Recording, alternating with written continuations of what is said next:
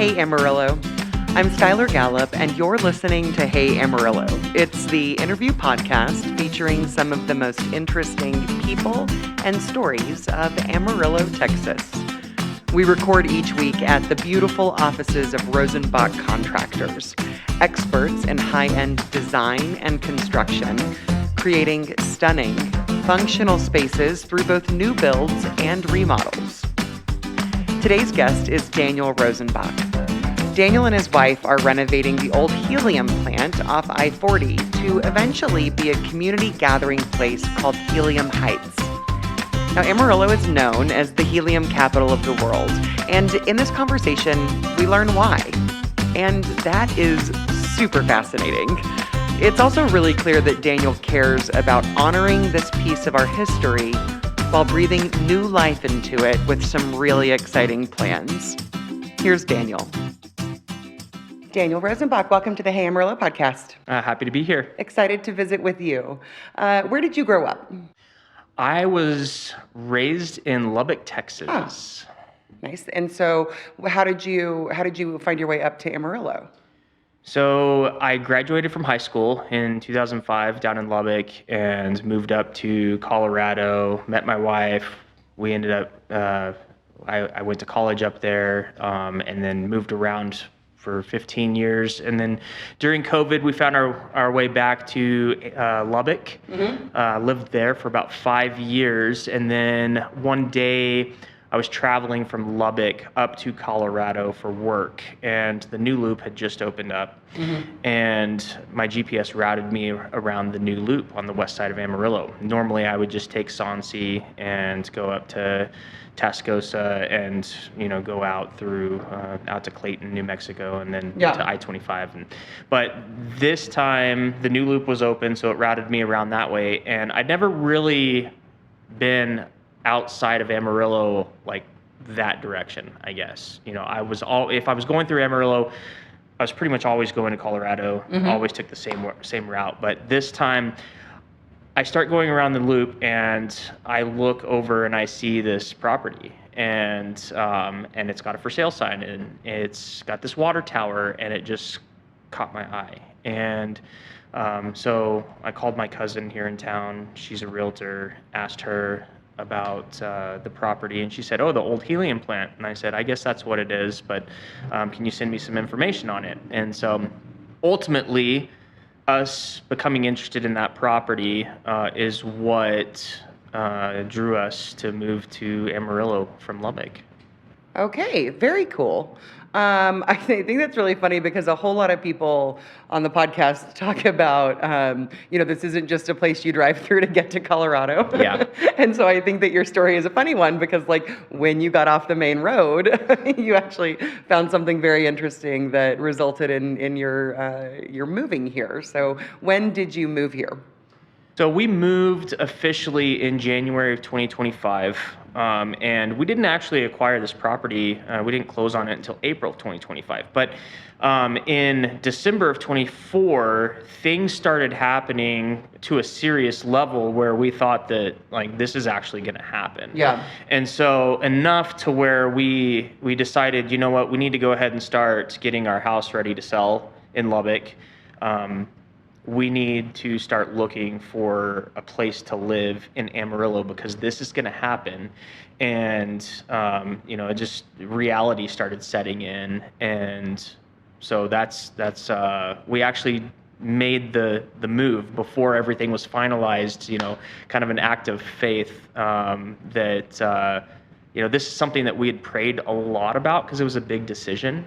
And, we try to pray about everything in our lives, but especially, the big decisions, Sure. We want to make sure that this is something that God has brought to us, because there's all kinds of opportunities out in the world, and you need to make smart decisions on stuff. And so this was something that we really prayed about, and we asked for doors to open, we asked for doors to close, and doors just kept opening and opening and opening, and it was things that we couldn't deny, things that were happening that it's like, okay, this kind of stuff doesn't just happen, So That's cool. Yeah, certainly a leap of faith. So the this that we're referring to is Helium Heights, and it's a new like big old complex that I'm really excited to dig into the details of because I think it's a very exciting project for Amarillo.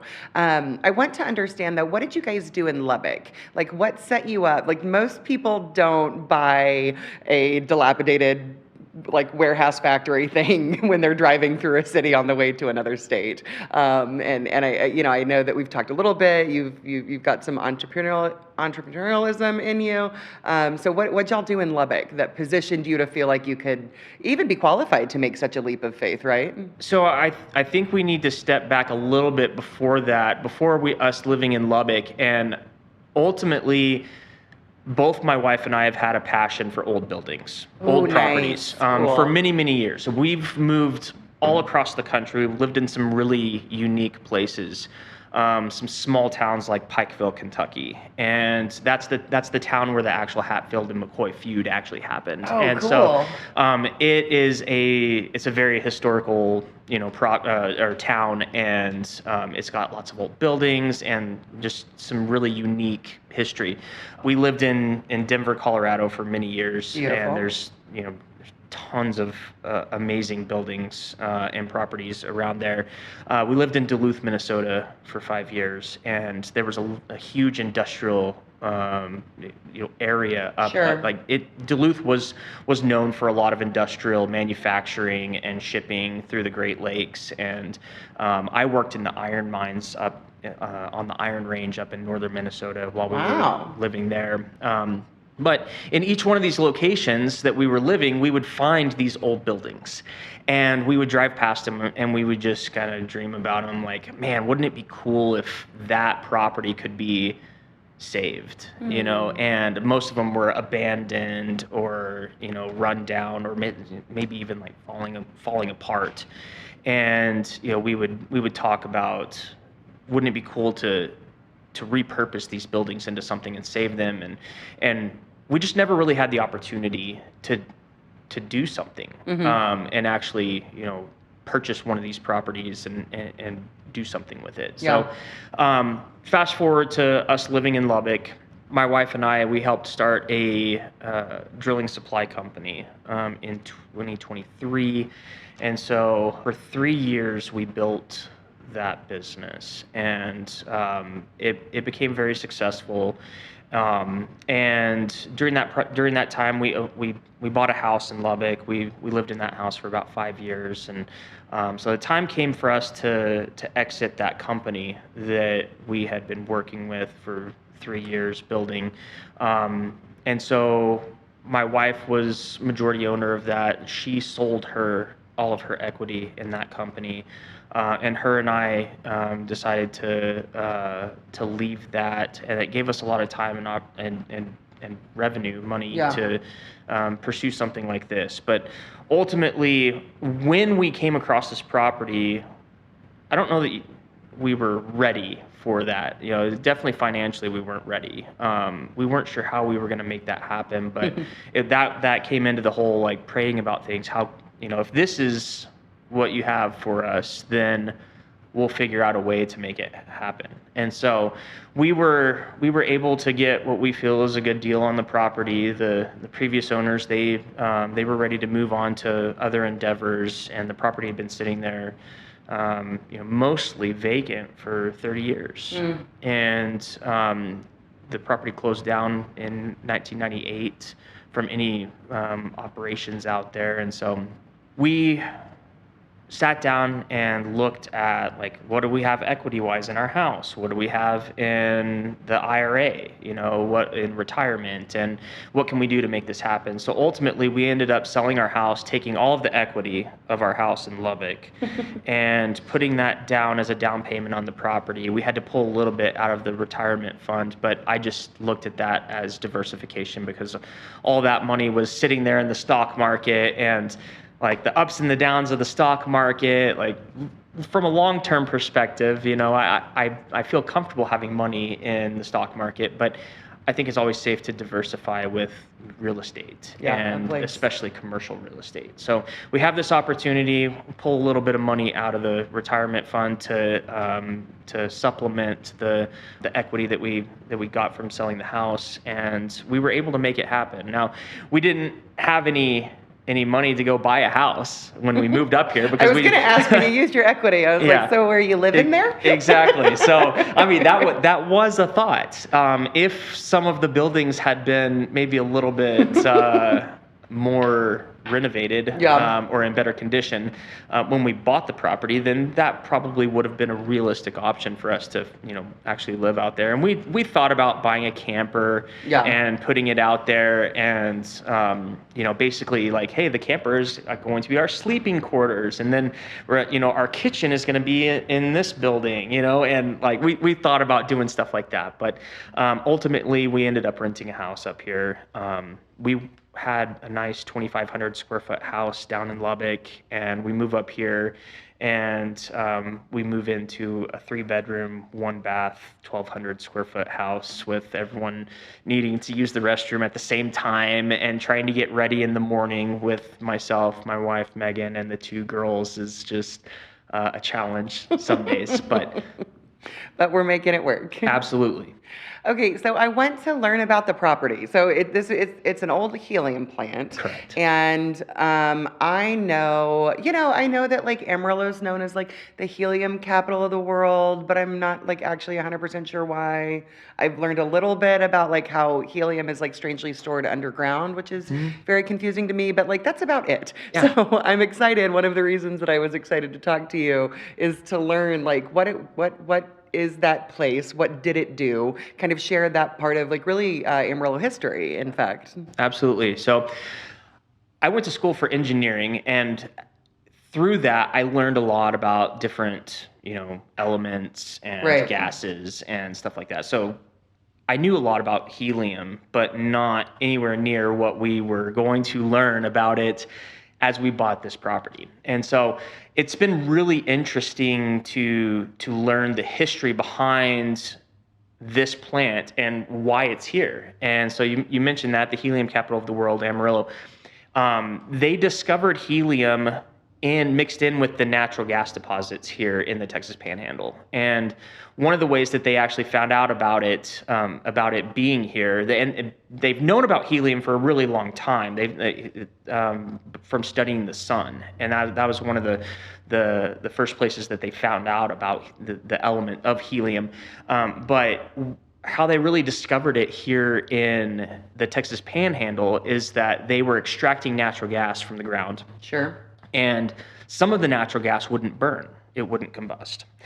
Helium is a noble gas. It is not flammable.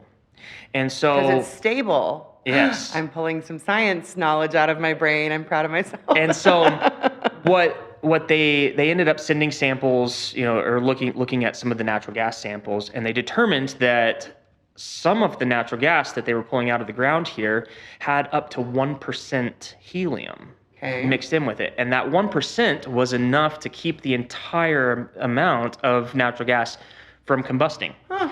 So all of a sudden now they know about this helium. Well, what are we going to do with it? And so around that time, Zeppelins and blimps are very popular. Cool. The most renowned one that everyone thinks about is the Hindenburg. Hindenburg, of course. So Hindenburg, they were filling these with combustible hydrogen.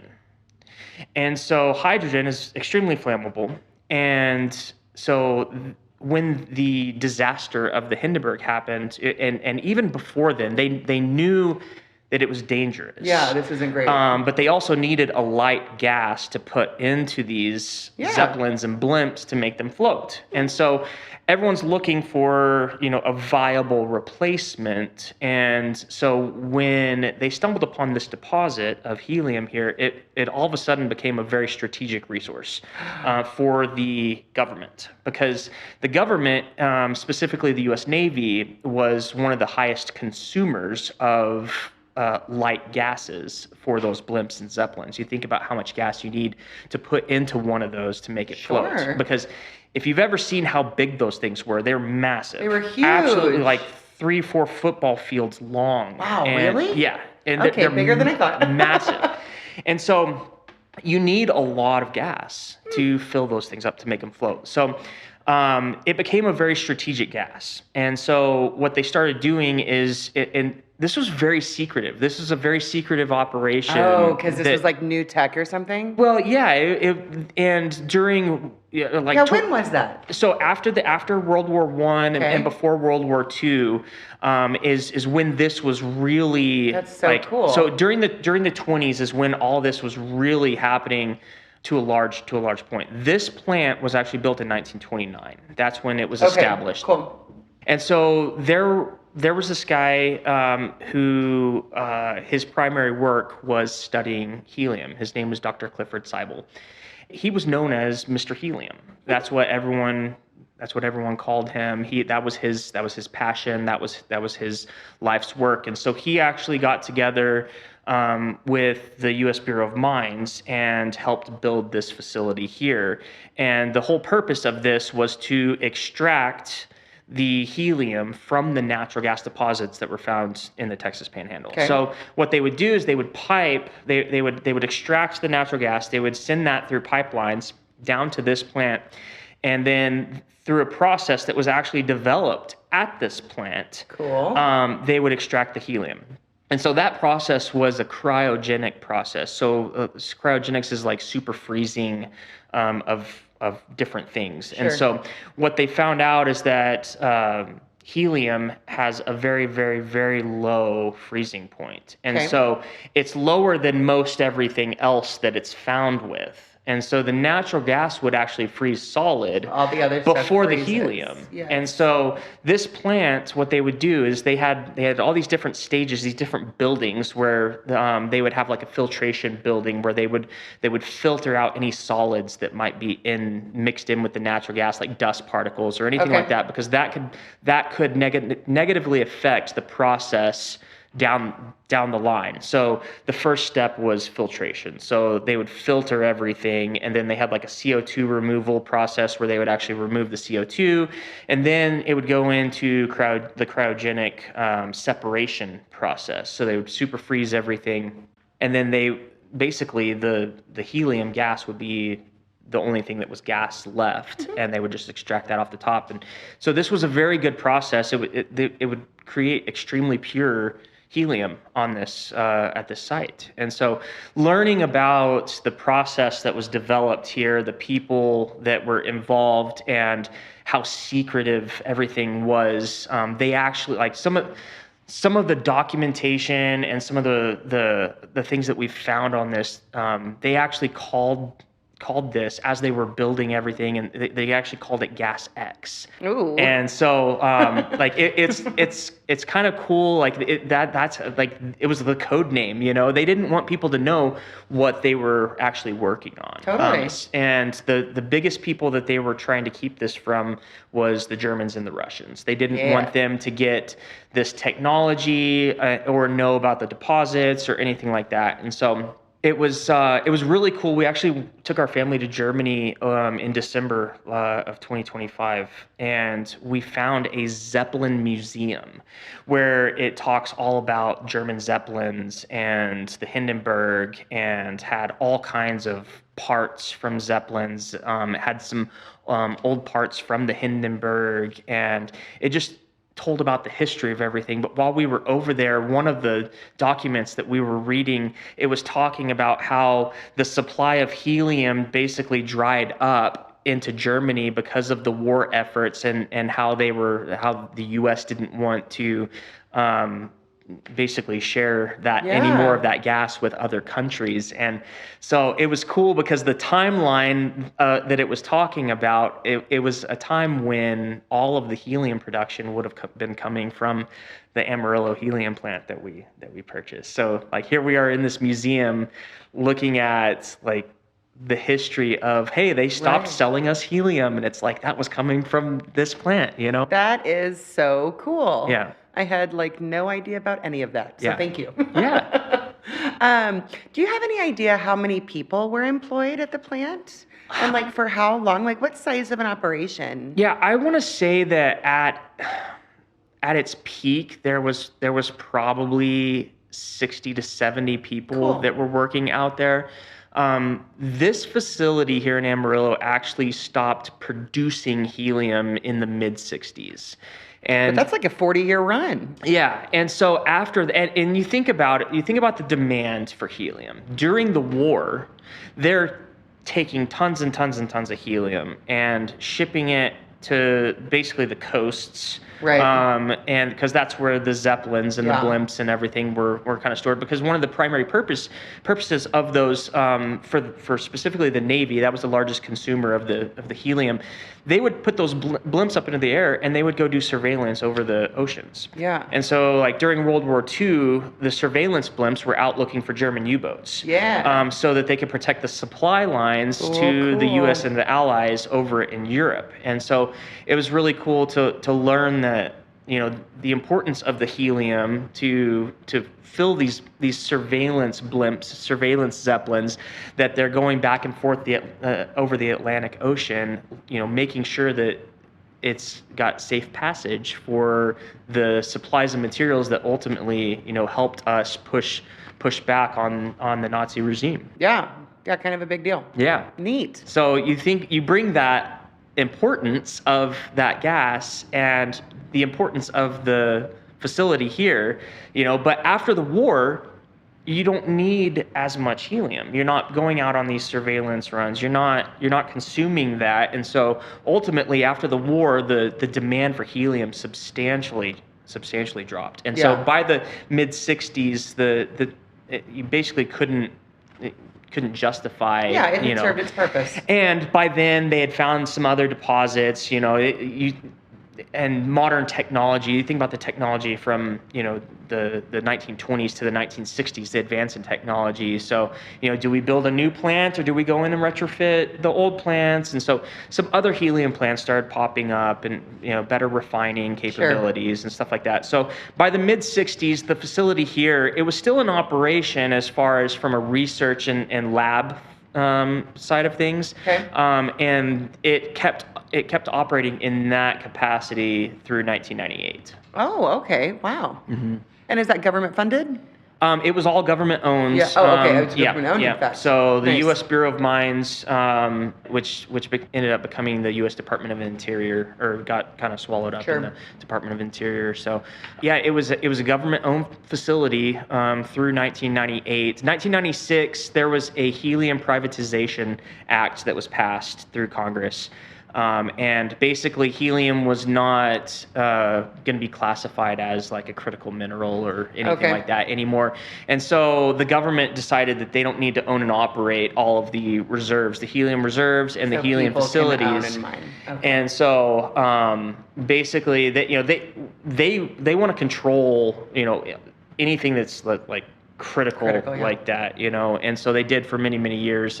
And so in 96, that was passed. 98, between 96 and 98, properties and facilities were being sold to the general public, basically. Yeah. So this facility shut down in 98. And I want to say that it wasn't sold privately until I want to say like 2007, something like that. So.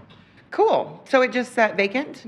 And it is, describe geographically where the plant is for those that don't know. Sure. So it's just on the north side of Interstate 40. It's on the west side of Amarillo. If you are headed west out of Amarillo, you'll actually see an exit called Helium Road.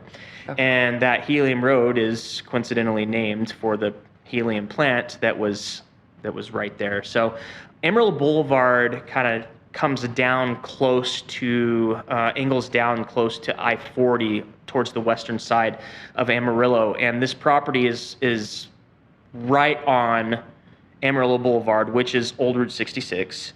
And so Route 66, Old Route 66, Amarillo Boulevard is the north property line of the property. One block south of the property is Interstate 40. The east property line of the helium plant now is the new loop. The new loop actually went through the middle of this property.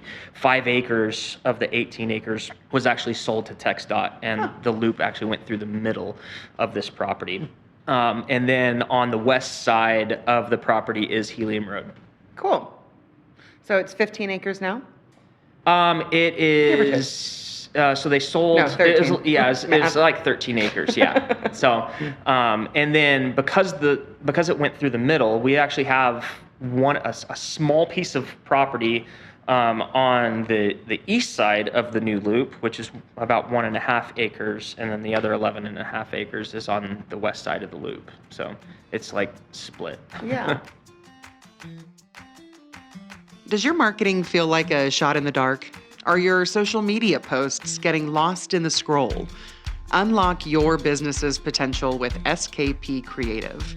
They know your audience and design posts that reflect your brand and drive real engagement. From scroll-stopping social media content to powerful traditional marketing, graphic design, and website development, SKP Creative covers it all. Are you ready to elevate your feed and turn your marketing into a success story? Visit skpcreative.com today. All right, so what are you doing with it? I know you guys have been so busy. I reached out just because I've been seeing this project on social media, and I was like, well, that's cool. So yeah, I'm excited to hear what your plans are for this like really historically relevant place. Yeah, absolutely. So we never really were searching for something this big.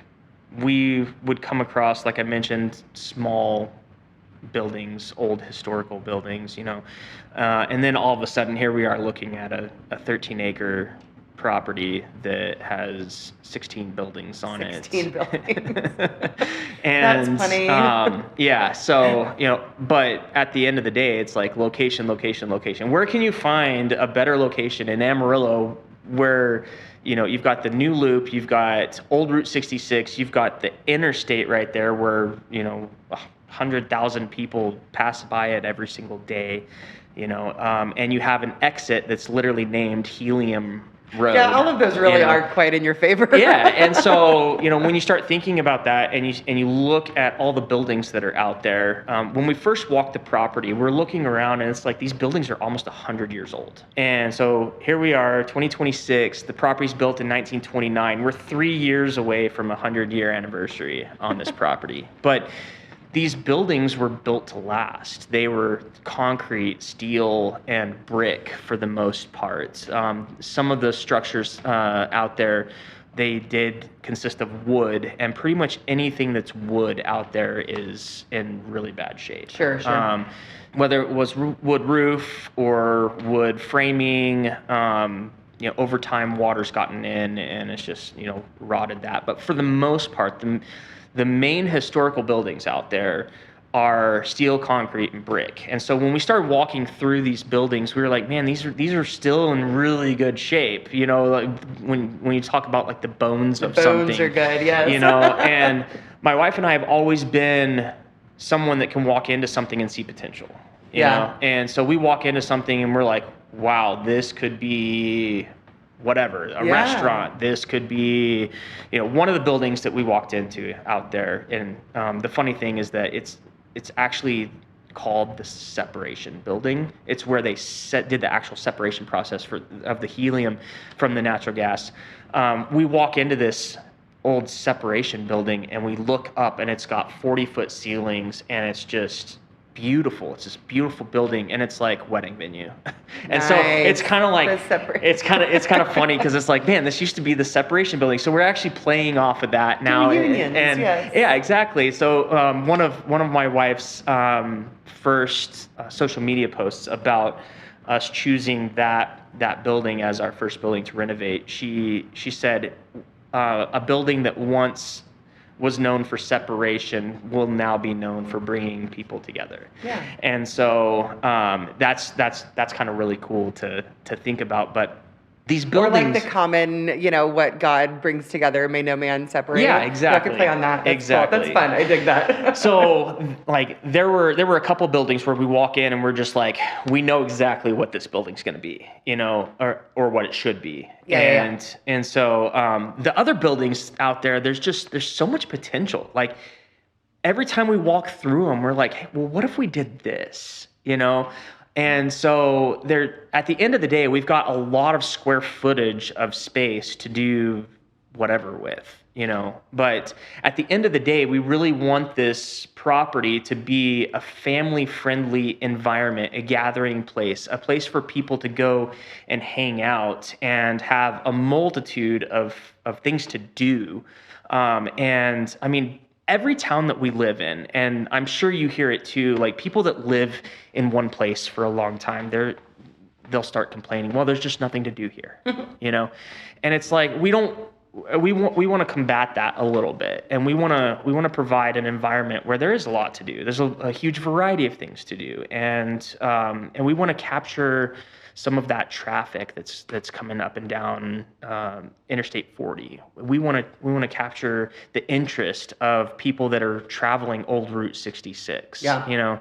And it's a good year for it. Absolutely. And that's become very evident to us, and we're really trying to play off of that with our first event that we're having out there is going to be June 5th and 6th of this year. And we decided to do a farmer's market, and we're calling it the Route 66 Centennial Market. Totally. And so we really want to capture a lot of those travelers, and we're doing it on a weekend that is going to be hosting a lot of other Route 66 events here in Amarillo. And so we want to provide another place for people to go and hang out and be able to see the property. This property, as I mentioned, was a government facility for pretty much its entire existence. And so the average person can't just walk out there. Yeah. It's been barbed wire, fenced its whole time, and unless you were maybe a family member, right. we have been made aware of like family picnics that they used to have out there. That's cool. And so multiple people whose dad or granddad used to work out there, they'd be like, oh, I remember going to the picnics that they would host out there. So outside of those picnics, which I wouldn't necessarily consider a public event. Right. We believe that this is going to be the first public event that's ever been held on this property, where the general public can just come out and hang out. Now, the buildings are still going to be fenced off because there's still a lot of dangerous places and, things that we're working on, securing the buildings, taking care of some of those safety aspects. But for now, the south side of the property, we've basically cleared, and we've graded it and making it level to start having some events out there to actually get people on the property. Mm-hmm. Because even though they're not going to be able to walk through the buildings yet, just being out there, it's just a different experience. People have been driving by this place for years and years and years, and a lot of people have wondered what's in there, and so now they'll get a chance to come out and actually hang out and spend some time around the water tower, because that's the highest thing that's right. out there, and everyone sees it when they're driving by, and so that's become our logo for the property. But that's so cool. I really dig it. I was wondering what amount of historical preservation have you guys kind of kept yourselves to? Talking about a big old factory that supported wartime efforts. How do you approach that? I assume that you're not just knocking stuff down to make a wedding venue. You know what I mean? That it's, and you guys love for old buildings. Absolutely. And all of that. Yeah. Yeah. So, historically preserving the feel and the nostalgia and the helium aspect of the property is extremely important to us. And that was one of the things that really,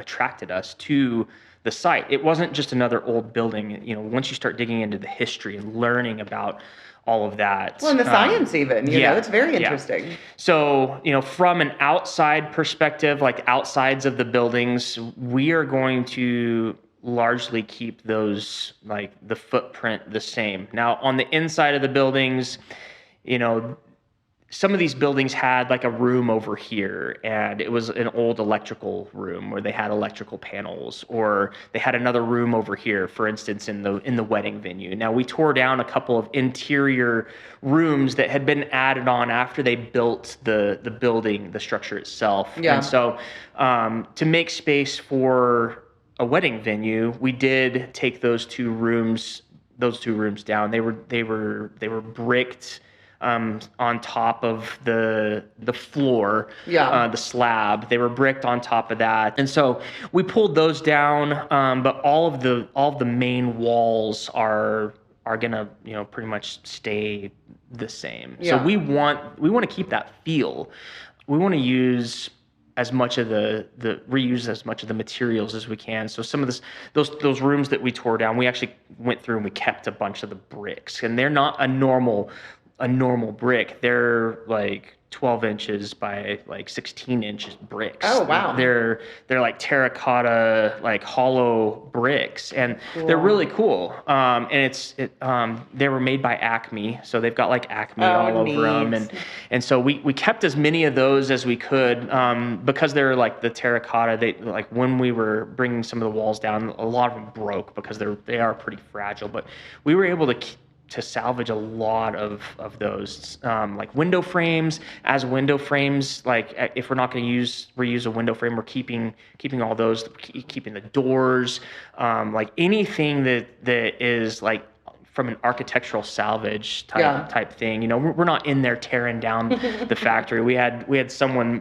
post on social media a couple weeks ago, like, well, I'm glad I traveled Route 66 this year because they're tearing down another historical place and a historical property, and it's sad that we can't keep these things around. And it's like, can you go look at what we're doing on social media before you post something like that? Because it takes a lot of... Oh, that's a tall order. It takes a lot of someone to educate themselves. It takes a lot of cleanup on our side of things to go back and, like, the information's out there, what we're trying to do. Like, this property's been sitting there for almost 30 years with nothing being done to it, just deteriorating and degrading. And here we are actually trying to take steps to save this. And open it up to the public and create another place for the public to go and hang out and have fun. And, it's tough to, I don't know, just manage other people's perceptions of things. Yes. I think I told my wife that's going to be one of our biggest jobs with something like this, is managing other people's perceptions. Because everyone's got their idea of, like, what you should or shouldn't do, and why aren't you doing this? And it's like, at the end of the day, we know what we want to do with this property, and that's, not that those plans might not change. We do ask for people's input on certain things, like, hey, this is what we're doing. What do you guys think? Like, we'll put that on Facebook to generate interactions, and then we actually do go read the comments. We look at what people are talking about, and we do take those into consideration, but you're never going to make everybody happy, No. Like, I mean, there so were right now you guys are looking, you've got the wedding venue. What else are kind of like, what is your, in 5 years, what do you hope is going on out there? Yeah, so we really kind of earmarked 2 buildings to start with. The first building that we were going to start with was going to be a coffee shop and a bakery, and that's still our plan for that building. And are y'all thinking about operating, or y'all thinking about leasing? We're kind of going back and forth with that. Yeah, I bet so. We've had some coffee shops locally reach out and say, hey, if there's an opportunity for us to have another location or to move our location out there, so it's like, okay, well, do we consider something like that, or do we own and operate our own? Because again, we have kind of an idea of what we want to do with that. There's a lot of coffee shops here in Amarillo. Yes, there are. And what are you going to do that's going to make you stand out or be unique? And part of that is location. Like there's not going to be any other coffee shops at a helium plant, so that's going to be unique. But at the same time, we want to do things differently, and like on the bakery side of things, have a sandwich shop or stuff like that. But so we haven't fully decided on that, but that was really going to be our first endeavor as far as renovations out there, was going to be the coffee shop and bakery.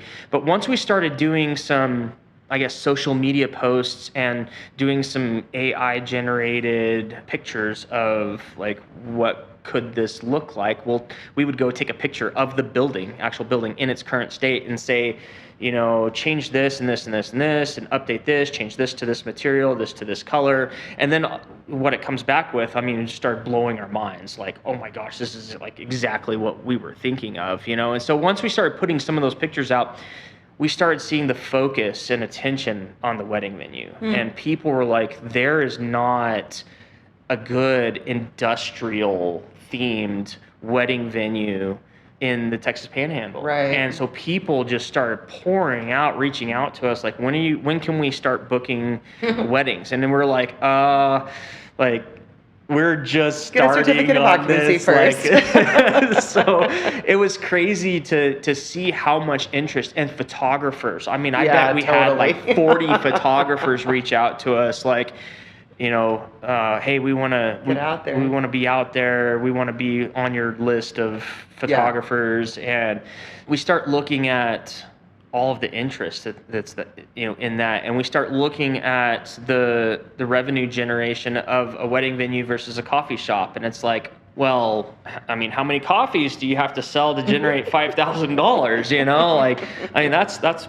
That's a lot. And so from a cash flow business standpoint, you look at how what's going to start producing revenue the fastest, so that your property can start cash flowing. Yeah. And so build out a coffee shop. And then, if we did the coffee shop, you've got everything else to compete with. And so we really shifted to start coming up with a plan and focusing on the wedding venue. We knew that was going to be, it was going to cost a lot more to renovate a wedding venue than a smaller building for a coffee shop and bakery. And so that's where we're at right now. With all the work that we were doing on the exterior side of things, we're you wouldn't believe how much concrete we've come across. Like they built them well in the 20s, huh? Yeah, and it's just like, if you look at old historical pictures of that site and you see all the things that used to be out there that are not there anymore, well, they just tore them down, as far as like took the pipe, all the pipe and the cooling towers and all of that. They took the structure down, but they left all the concrete, And so as we're like, we just wanted to like smooth everything out. Well, you can't do that when there's concrete everywhere. So we had to like dig up all kinds of concrete, tons and tons and tons and tons of concrete, and so who is doing this work? So the actual physical labor? Yeah. So we contractors or what? We partnered with a guy that has a business called Lace Construction, and John Lace. He's been great to work with out there, and he's a smaller outfit, but he's brought a few people in to, as on an as needed basis, and we've brought the equipment in that we need at the time, and we've been able to get everything done, and it's been a really great process to level all that out. But as we were doing all that, coming across all that concrete, John mentioned, hey, I know you're going to tear out the floor, because there was all these concrete pits in the floor inside the wedding venue. Okay. And from a safety standpoint, these things are like 3 to 4 feet down, and some of them are covered with grates, but not all of them. And like, we still have trespassers out there, kids sneaking onto the property in the middle of the night. And I'm just like, man, if someone falls into one of these things and gets hurt,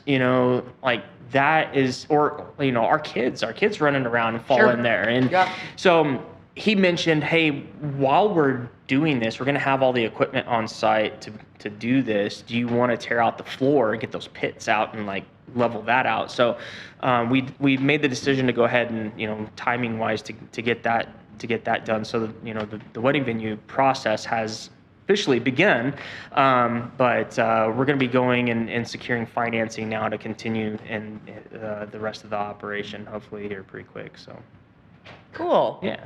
Well, that sounds like plenty. Yes, it's a lot.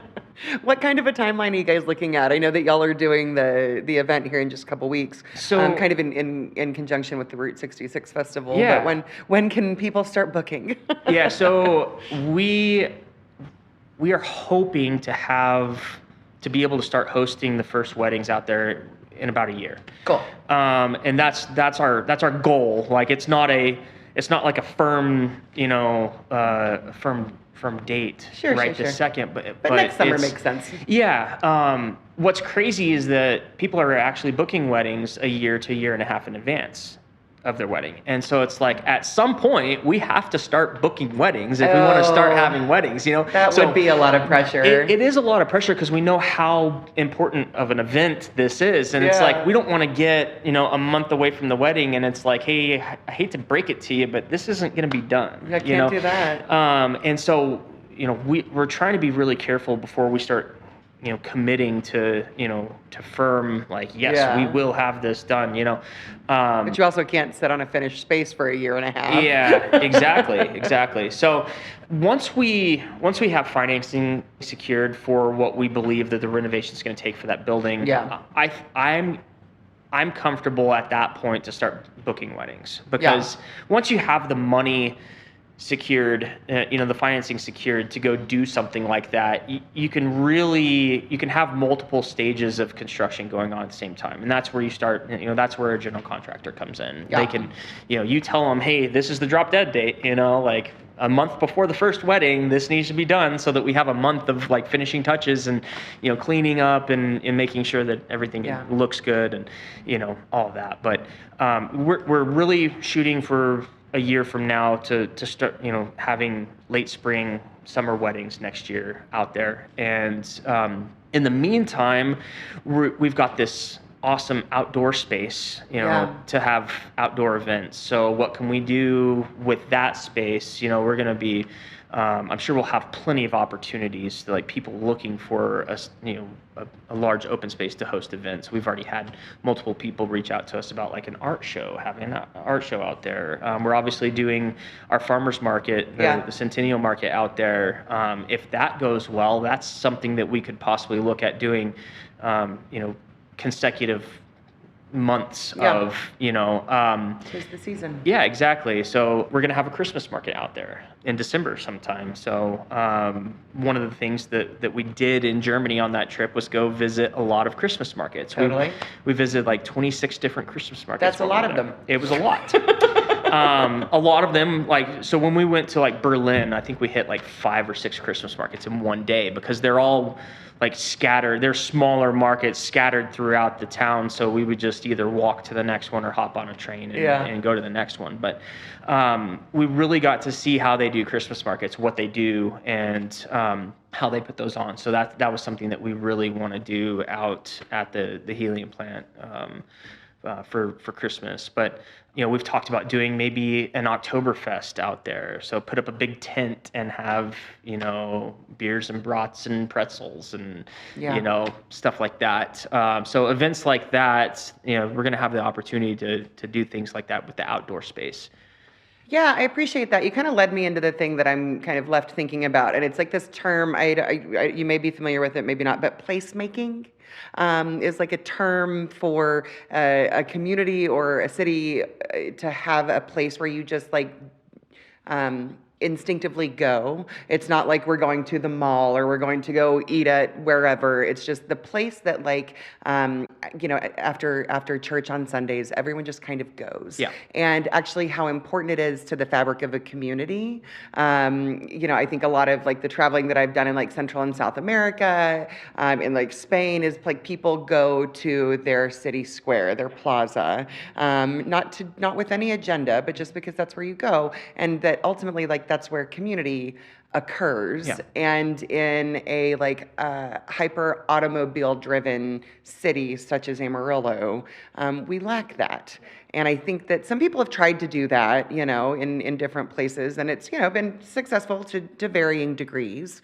But I think it's very important, and I think it's exciting to think about, having just a place to be in community with Amarillo. And that's really like that kind of hits the nail on the head of what we're really hoping that this will become. We want this to be that gathering place where people do go hang out. And it's like, hey, whether you come here to spend money or not, we want you to be here. Yeah. And now obviously the goal is to generate revenue, and especially from a traveling perspective, Interstate 40, how do we keep some of those dollars here in our community, and you give people a place to stop, a place to relax, a place to walk their dog, so we're going to have a dog park out there for more and more people are traveling with their pets.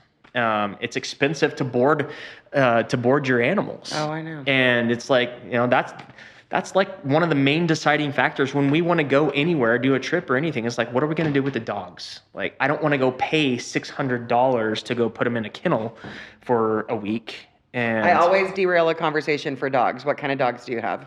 So we rescue dogs. So love. All of our dogs have found us. But we have a corgi shepherd mix. Hey. And then we've got another dog who's kind of a mutt. I don't know. She was dumped in our old neighborhood down in Lubbock, and her and this other dog ran around the neighborhood for a month before anyone really caught them. Yeah. And so the place that we had contacted with the neighborhood, they would not come catch the dogs until they had a temporary someone to foster them. And so they found one foster home, but after a week, they're struggling to find a second foster home. So my wife was like, hey, I don't mind fostering the white dog for a little while. And I know what that means. That means that we're probably going to end up keeping another dog. That's right. But we reached out to the Helping Hands company and said, hey, we'll foster the other dog. So the next day they came out and brought like this mobile like fencing basically with a trap door, and put a rotisserie chicken from Costco like spread out inside, and within 5 minutes both of the dogs were no caught. Need to overcomplicate. So that's so funny. So yeah, it was funny. We literally helped Very them set the gates up or set the fence up and and we walked back to our house. Before we got back to our house, she called my wife and she's like, you better come back, we already caught him. So we went back and but yeah, we've got those two dogs. And then funny enough, last week, as we were getting ready for church, there was a German Shepherd Husky mix walking in our front yard, and our daughter coaxed it over with a corn dog, and we've had that dog in our backyard for 8 days now. So well, I always love a rescue story. yeah. Okay, so I'm thinking about like 70% of my guests come on here, and when I ask them about a question that we'll talk about here in a little bit, like what do people get wrong about Amarillo? They say like that this is just a drive-through town, and that they encourage people to get off the interstate and see what Amarillo has to offer. And I'm very excited that you're like creating an opportunity for that. It's cool to think about, and not that we're trying to duplicate something with this, but one of the things that people bring up a lot is Magnolia out in Waco, and like we can't say that we haven't gotten inspiration from that property. Well, it's not bad to copy good things. Oh yeah, absolutely. It's done well. Absolutely, but we don't want we want this to be something special and unique. Of course, and of course. It is because of the historical nature of the property. But you do, like, smart businesses study what works and what doesn't. Yeah. So Totally. What's really cool to think about is that 6 years ago, that Magnolia property wasn't there. It wasn't open. But today, anyone that you talk to that goes through Waco, or that part of the state, they bring that up. Yeah. I mean, that property and what they've done there has become a staple for that area. And we really do believe that what we're doing out here could become a staple that people talk about when the city of Amarillo comes up. And you think about it being on historical Route 66. I mean, it's got so many different things going for it. Yeah.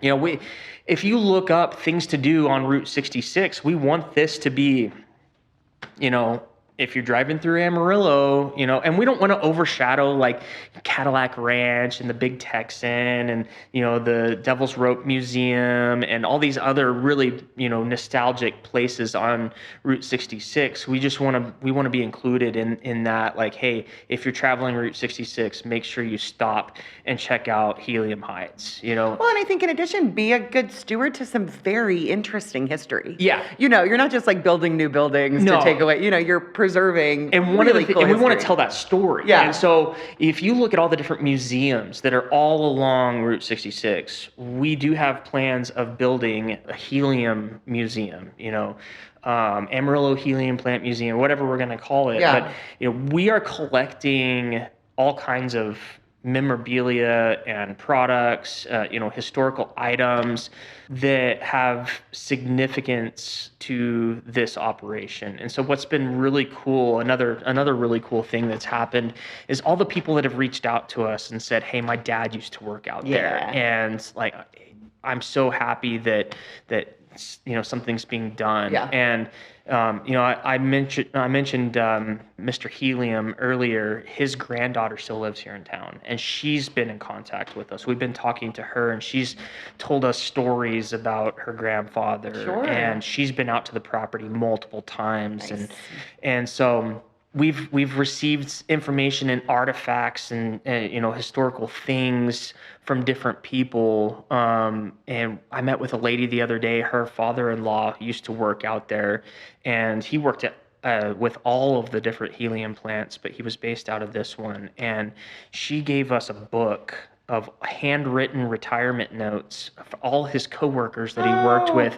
They hand wrote him retirement letters, and they kept it in this book. And she was like, our kids don't want this. Sure. They're not going to do anything with it. And, you know, when we pass away, it's probably going to be thrown away or donated. Or she's like, would you like it? And it's like, absolutely. You know, we want to preserve anything that's helium, you know, related, that has ties especially to this property. But one of the other things that she gave us is she gave us his badge, the badge that he wore.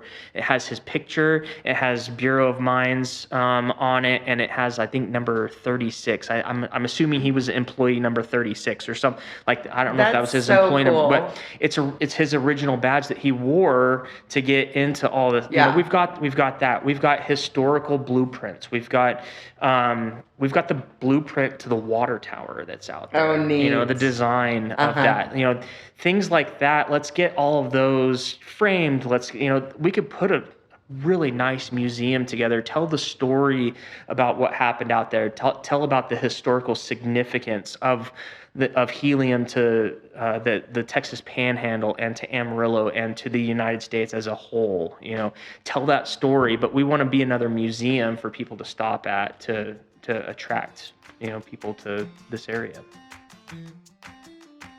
This episode is sponsored by the Amarillo Art Institute at Arts in the Sunset, a center for Amarillo's vibrant art scene. They've got classes and galleries and monthly events open to the public, including the First Friday Art Walk and their summer market. That's every Saturday from 8 in the morning until noon and features artists, artisans, and the Golden Spread Farmers Market that runs early June through mid-September. Check them out on Facebook. That's the Amarillo Art Institute at Arts in the Sunset. All right, I'm back with Daniel Rosenbach. Daniel, this is a part of the show we call 8 Straight. You ready? Okay. Cool. When you think of Amarillo 10 years from now, what do you hope for? So one of the things that's been, I guess, important to us in all the different places that we've lived is, you know, the question of, is this a good place to raise a family? We want to have make this a better place to raise a family. Do we think it's a good place to raise a family today? Yeah, we do. And that's one of the reasons that we live here. Sure. You know, and there's multiple things that go into that, obviously, but we really want people to look at what Amarillo has to offer and say, you know what, that is a place where I want to raise my family. Yeah. You know. I like it. When was the last time you went to Paladuro Canyon? So we were in Paladuro probably 3 weeks ago. Great. We went actually with Klein and their family, and got the girls together, and they're cousins, so they love spending time together. Perfect. So we went down there and went on a hike, and it was just a short. I think we were there for like 2.5 hours, something like that. But that's one of the beauties of having that so close, is that Totally. you can just make a quick trip and go experience the canyons. Yeah, we do it all the time, my kids and I. It's like, Saturday morning, let's run out to the canyon. And it doesn't have to be a whole weekend planned thing. You just go. Yep. I love it. Other than wind, which is particularly prevalent today, what does this area have too much of? Oh man, here recently, I feel like we've had a lot of crime recently, and I know that it's something that the city is taking very seriously. Yeah. But especially going back to that, is this a good place to raise a family? Yes, we do think that it is, but when you start having waves of crime where you have similar things happening in a short amount of time, like shootings, or the amount of cars that have been flipped over, in accidents, like actually ending up on their backs or their sides here recently. And maybe that's like when you start looking for things, you see it more often. I don't Fair know. point. Maybe that's just, maybe it does happen fairly often, but that's something that I would like to see decrease a little Sure. bit. Yeah. And what does this area not have enough of?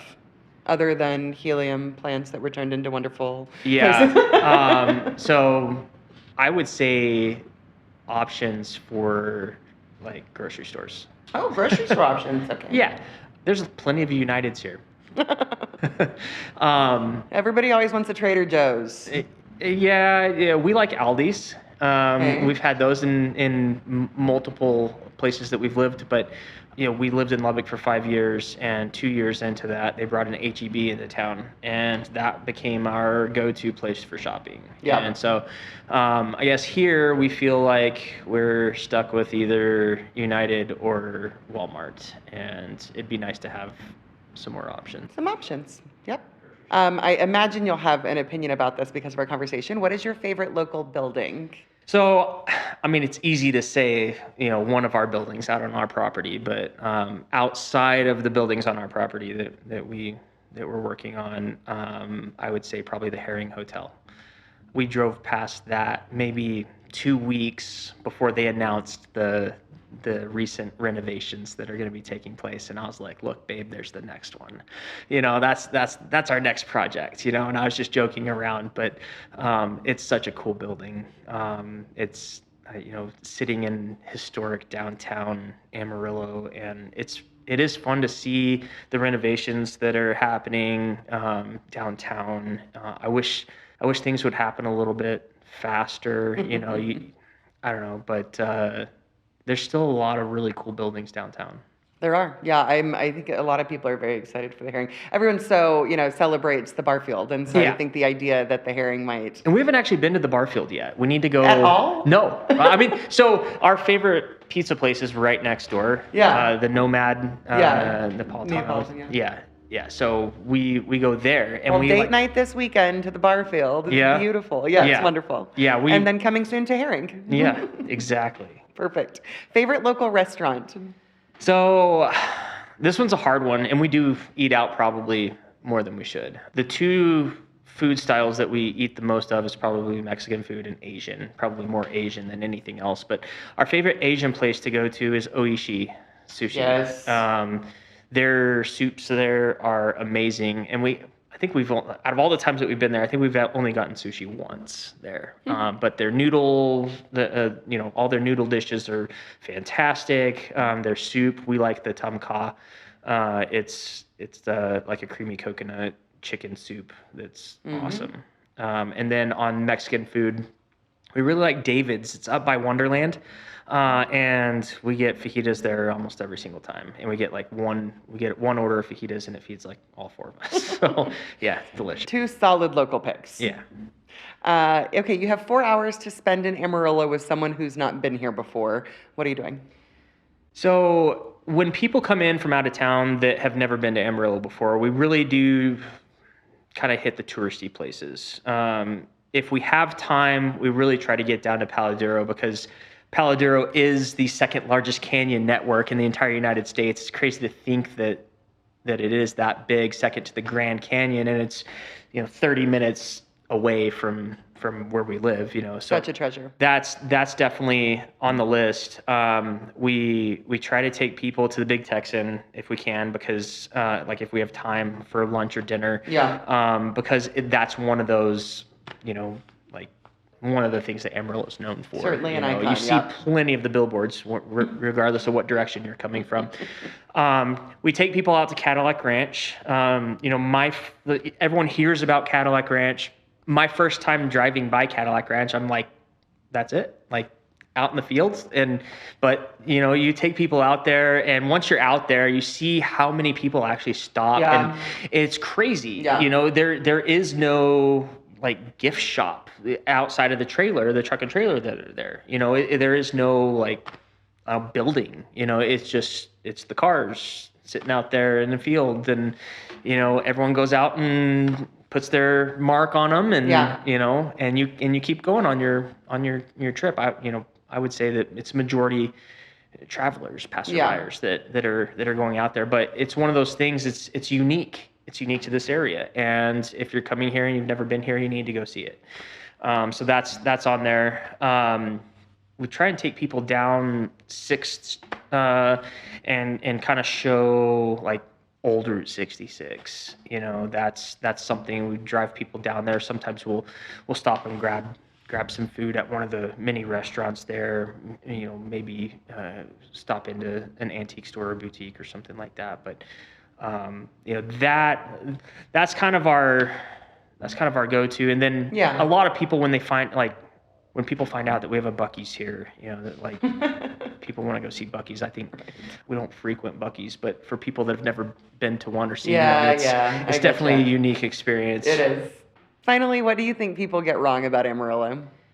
You mentioned earlier that we're just a pass-through town. To an extent, I see that a lot. People do just pass through. And I have a feeling that like mentality might actually get worse because the whole Port to Plains, like they're about to put the interstate from Houston all the way up to Canada, and I-27 is going to become a major north-south. Right now it only connects Lubbock to Amarillo, but you think about all the traffic that's just going to pass through. But I think that the more options that you give people have to stop somewhere. Right. And when you're planning out your trip, whether it's based off of fuel or based off of breakfast, lunch, or dinner, or based off your kids or your dogs, or you got to stop somewhere, and people want to stop where it's convenient. They want to stop where they can just get off, get on, or they want to stop and spend a little bit of time and rest, or charge your electric car, or So what can we do to give people a reason to stop and get off the beaten path and see what else Amarillo has to offer? I dig it. Finally, I like to offer my guests the opportunity to endorse something. What is something that someone listening, if they haven't tried, heard about, thought about, what would you endorse for someone? I've talked briefly about the importance of faith to us. There's a lot of people out there that don't know where to start for looking for a church. So we feel like we found a fantastic church, and we go to the Loft Church. It's on 45th in Georgia. Church has done a lot for us through our life in all the different places that we've lived. The community that is built when you find a good church and you actually get involved. It's not just a show up on Sunday. We really feel that kind of family community, at our church here. And so if you're looking for a church, it's a non-denominational church, and we have some amazing pastors that teach verse by verse, and so you really get a good grasp of the Bible So. Nice. I'm glad you guys found a church home. Yeah. Yeah, it's important when you make a move. Mm-hmm. All right, Daniel, thank you so much. I am so excited about the work that you guys are doing, and thank you for sharing a really interesting piece of our history. Yeah, absolutely. Thank you for having me. That concludes the episode. Thank you to Daniel for the interview. Thank you to SKP Creative and the Amarillo Art Institute for supporting the podcast, and to Broderick Adams for editing every week. And thank you for listening. This has been episode 450 of Hey Amarillo. I am Skylar Gallup, and we hope you'll listen next week.